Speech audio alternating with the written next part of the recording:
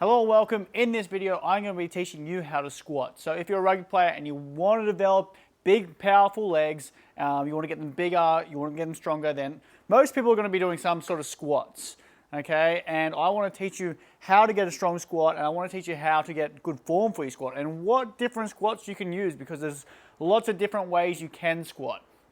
And the different ways you actually squat is going to produce different results, right? Because the way you squat, and this depends on your body shape too, and your size of your legs, all these different things, but it will change which muscles you'll use, and which muscles will get bigger, which muscles will get stronger.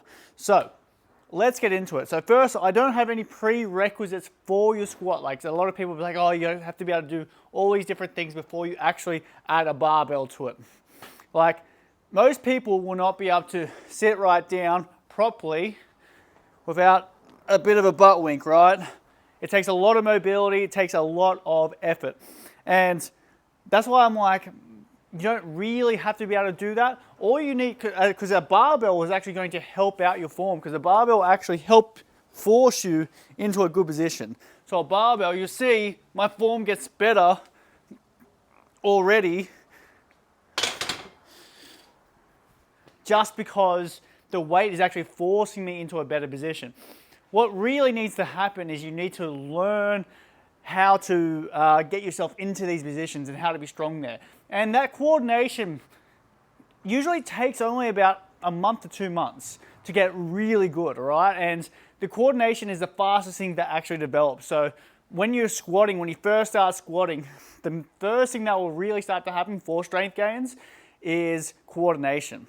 So this is where I like to start a lot of people, okay? So I like to elevate their heels. So what you could use is a weight plate on the floor where you put your heels onto it and then your toes will be on the ground. Or you can have something like this, which is just like a little slant board, okay? You can buy them online.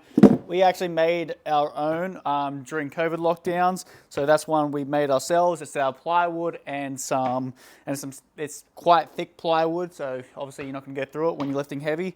And I've squatted, what did I squat on this? I think I squatted 170 for 5 using this, and like it was absolutely fine. Didn't go through it, which is nice.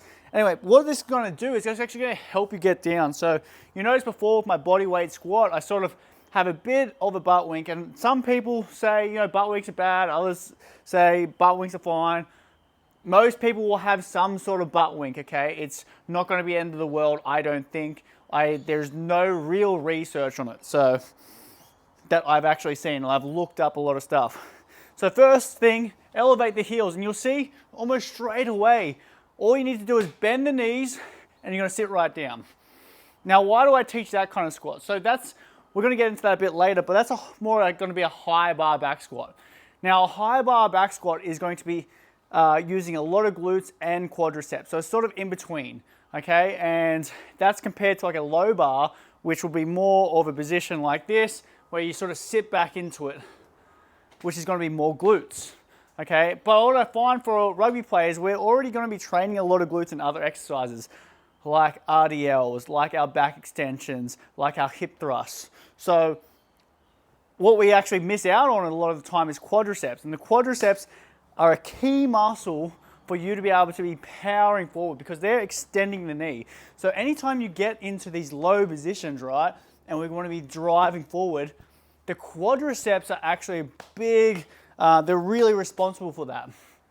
The other part of the quadriceps is they actually help slow us down, okay? So like the more eccentric strength, so like that's the lowering phase of the quadricep we have, then the better change of direction that you're going to have, okay? So that's why the quadriceps are super important, and I know a lot of people miss them out in their programs because they'll do squats, but they'll do more like a low bar style and they miss their quadriceps, okay?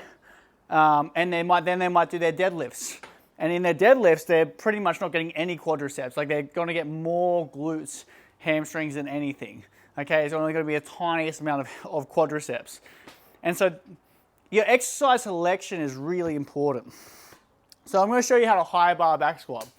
So the first thing you need to do is be able to hold onto the bar. So what you want to be able to do is hold on as close to your shoulders as you possibly can, okay? So you grab onto the bar, well, actually, first thing you got to do is set the right height. So you want to have this at a height where you can just get it off when you unrack it. Okay, so that's the first thing. Then when you're going up to the bar, you want to walk up to the bar with intent. Grab the bar tight, and then get under the bar, and then drive up. Okay, you usually only want to be able to come back 1 step or 2 steps, okay? I like to come straight back onto the board, and I'm pulling the bar down onto my shoulders. Okay, from there, I take a breath in, and I breathe in, and I'm pulling up. I know this is a lot of instructions, but I'm pulling up like I'm holding onto a P, and I'm squeezing my stomach down to it. And that's reinforcing my pelvic floor and my core. So it's giving me a really strong brace. Okay, then first thing I do, I sit back. It's just a tiny sit back, and I bend my knees. And that brings me almost straight down. Now, no matter how long your legs are, elevating your heels like this, you should be able to do this. You should be able to sit right down. And you can see how much my quadriceps are actually working. Okay, they're doing a lot of work getting into that position. And that's a massive comparison to a low bar, which will be holding it down here for wider hands. And when I do a low bar, I'm just gonna do it here. I'll sit here, right?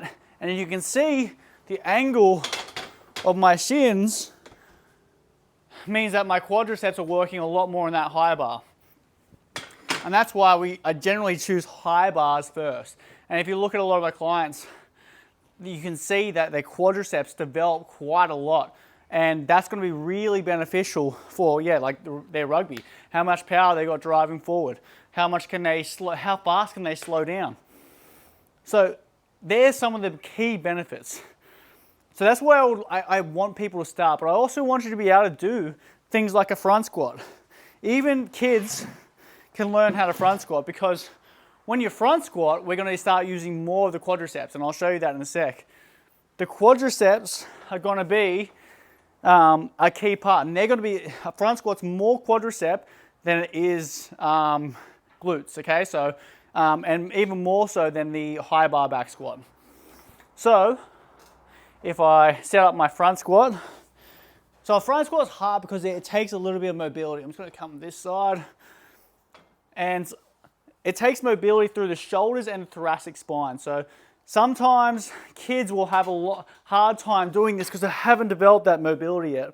That's why in our programs we do mobility work with it. So I try and free up people's thoracics and their shoulders and external rotations. So external rotators. And that helps get these shoulders up. So you see how I'm holding the bar and I'm pushing up through the elbows, but I'm not arching my back. So I'm not arching to get it. I'm just pushing them up, which pushes the bar just on my throat. It takes a little bit, a while to get used to this too. So holding and you're squatting. And you see the angle of those shins. It takes a lot of quadriceps for your front squat to keep you upright. And so the other reason I really like front squats is because I like to be able to show people how to power clean and how to do power snatches. And that requires a lot of quadricep strength, or that requires you being able to get under the bar into that position. Now, you don't need to do those lifts, but if you're a kid or you're a young rugby player, you're going to be in the gym for a very long time. Okay, you've got years of gymming. So if you're only doing other things like your squat jumps or your hex bar jumps, instead of doing some sort of power clean or something, then I don't know, that just seems a bit boring to me. Whereas you could learn a new skill and, it's a bit more fun. So that's why I teach that. And if you've watched my other videos, I talk about skill and how well you coordinate in space and time being a really essential key for any sports person, but yeah, definitely rugby players. Now, if you want to troubleshoot this, so if you're a kid, anyone, you just got really tight shoulders. All right, what you can do is just get your shoulders up like this, cross your arms over, and you should be able to hold it just like this, all right? Because it's not taking up that external rotation that you need, and your thoracics aren't as tight there. And then you can squat like this. But you've got to make sure you keep your elbows up. And if you keep your elbows up, you'll see how that keeps the bar up. The other good thing about a front squat is you have all these back muscles back up here, right? And they are usually the limiting factor in this. Well, a lot of people when they first start, it's quadricep strength, and then we go up. As you go up and you get stronger and stronger, it's usually those back muscles here, which are holding you up, are going to start to fail. And so it's actually a really good one to be able to build you up, to be able to stay strong through those back muscles and to keep yourself upright. Okay, and that's going to be really helpful for rugby. Like, the stronger you are at holding your shape and not losing your shape is massive, right? Like, it's going to help with your tackling, it's going to help with your scrummaging. So it's just a really good squat to have. So now, which squat are you going to pick? How do you know? You know, what's going to be in your program? So you got to look at your overall program. How much are you actually going to be training? You know, how many days a week are you going to be training? What's going to be the best bang for your buck for your glutes? You know, is it a low bar back squat? Is that what you want? Okay, and low bar back squats have other benefits like your lower back strength as well. Just being able to carry that much load is quite hard. But if you're thinking like, I want to be faster, I want to be able to jump higher, then you're also going to need that quadricep strength, okay? So that quadricep strength is going to be really important. So it's like, oh, how do I pick which exercise? So I tend to stick over here, right? I tend to get more of my squatting patterns to be more quadricep based. And like I showed you before, like how much the quadriceps are going to be used part of rugby. And so I'm looking at starting you on a high bar back squat with a front squat. Okay, I'm looking at these two and possibly a hack squat or a pendulum squat if you go to a gym. And so these two, the hack squat and the pendulum squat, if you have a machine at the gym, they are going to be some of your best quadricep exercises, okay? They won't train all the quadriceps. You need a leg extension in there to train all the quadriceps. You know, along with your sprints and stuff like that, because that will help you hit rec fem. But you could go high bar and a front squat on a different day. So you could have a high bar back squat, which will get more glutes, and a front squat on a different day with a hip thrust. And that's all of your glutes and, you know, quadriceps that you need with a leg extension. Or you could go Bulgarian split squat, because a lot of people will do Bulgarian split squats. Now, the reason I don't put this in very often is because it's usually very unbalanced, okay? And to be strong, to build as much muscle as possible, then you want to be stable. If something's stable, then you can put as much effort into it as possible, okay? And that's why like a hack squat and pendulum squat, if your gym has them, are really good tools because they're super stable, super safe, but you know, you're not getting the other things around them. Like with your squats, like I said in the front squat, you're getting a bit more low, upper back, okay, which will help keep you upright.